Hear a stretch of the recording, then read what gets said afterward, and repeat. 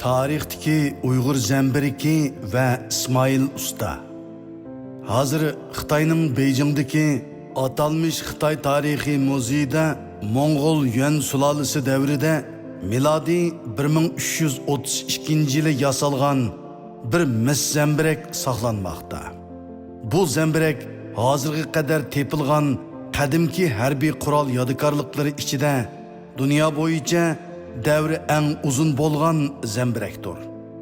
Uyg'ur zambiriki degan bir so'z milodiy 1182-yili Xitoy tilida paydo bo'lgan va milodiy 1279-yili Moğol hukmronlari Uyg'ur zambiriki yasay oladigan ustalarni yig'ib kelib, Uyg'ur zambiraklarini qayta yasatgan.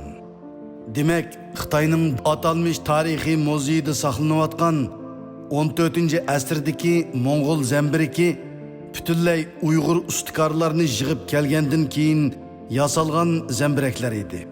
Uningdan burun Moğollar bilan boshqa davlatlar o'rtasida bo'lib o'tgan urushlarda Moğollar zambirak ishlatmagan. Shu zamonlardagi urushlarda Jin davlati va Janubiy Song davlati ishlatgan zambiraklarmi dal Uyg'ur zambirikiga taqlid qilib yasalgan zambiraklar edi. Bundaq zambirakning nomimi Uyg'ur zambiriki edi. Milodiy 12-asrda qarshi tarafga jiroqdan o'q etib, zarba berishda yuqori unumga ega g'olib o'rinda turg'izgan Uyg'ur zambiriki ayni zamonda harbiy hunar san'at sanoat jihatdagi bir cho'ng kashfiyot edi. Milodiy 1271-yili Moğol imperatori Qo'blayxon Janubiy Song sulolasiga hujum qilganda Jemisarlik Uyg'ur Sangun İli Qaya qo'mondonlik qilgan qo'shin Shangyangdagi urushda dushman tarafidan yengilib qoldi. Bu vaqtda Sangun ili qayta Uyg'ur zambirikini yasashni biladigan ustalarni xonbalıqqa yig'ib Uyg'ur zambiriki yasitib ishga selish orqali Song sulolasi qo'shinlarini mag'lub qilg'ili bo'ladiganligi haqida Qo'blayxonga maslahat berdi. Xon yorliqiga asosan Uyg'ur tuproqlaridan elib kelingan askarlar orasidagi Uyg'ur qurol ustasi İsmail va Alberdin Mahmud Yusuf Qalan Sharpiddin qatorliq necha yuz usti bilan zambirak yasashga kirishdi. Shu yili İsmail o'z qarindishi Alberdin bilan billa Moğol sulolasining tunji Uyg'ur zambirikini muvaffaqiyatli yasab chiqqan. Bu zambirak o'qining eg'irligi 150 qadoq bo'lib, xonbalıqdagi Moydongza oldida sinoq qilib etib ko'rilgan.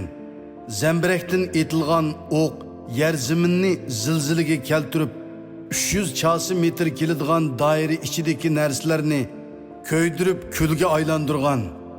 Uyg'ur zambirikining kuch qudratini o'z ko'zi bilan ko'rgan Qo'blayxon hayron qilib, uni Song sulolasiga qarshi urushga ishlatish orqali ularni mag'lub qilish ishonchisini turg'izgan va İsmailni shu maydonda 250 sar kumush bilan tartuqlab, ularni urush maydoniga berib, Moğol askarlari bilan urushga qatnashib o'z karomatini ko'rsatishga buyurgan.